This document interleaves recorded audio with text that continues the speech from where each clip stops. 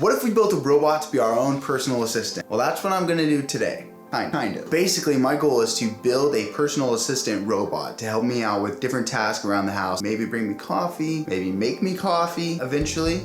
But right now we gotta start off simple. We need a robot. I'm gonna build a basic robot that just drives around and avoids obstacles. This is gonna be the base to other versions of the robot where maybe I make an arm that reaches out and grabs stuff. Well, hopefully this will continue on and be a series. But before we build this robot, it has to have a name. I'm gonna call it Goliath. Gadget operated learning intelligence and advanced technological helper. But that's kind of long to say, so I just made it Goliath. I'm gonna be using an Arduino and a couple of motors and like a sensor and a 9-volt battery, which by the way costs so much money. It's ridiculous. That's it. So the objectives for this robot will be able to move around on its own, avoid obstacles, and have a base to build onto later on. I designed most of this whole robot on CAD, which stands for Computer Aided Drafting or Design. Obviously though, we have to have that in real life or it's just a computer game. So to get it out of the computer and into real life, I use my 3D printer.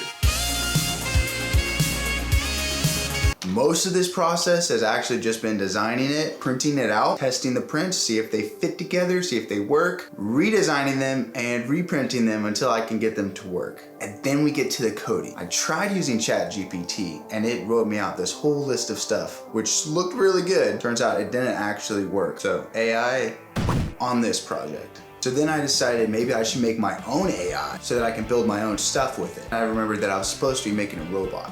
I ran into a couple of roadblocks when it came to programming the sensor and how to detect how close something is, pairing that up with having 2 motors and using a motor shield on the Arduino itself. I got a little in the weeds and got confused for a little while. And so then it was time for the first test, and this is what it looked like. It was not that impressive, but at least it was working and on the right path. So I went back and I recoded certain things that I thought might help it to function properly.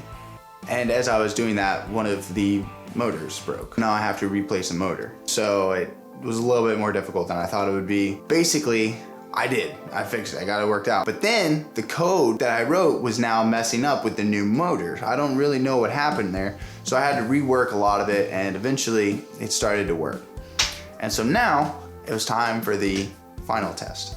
And how cool is this? It can avoid obstacles and reroute itself based off of if there's something in front of it, you can just turn around and go the other direction. It's not the most impressive robot I've ever seen, but it can also bring you Cheerios and other objects.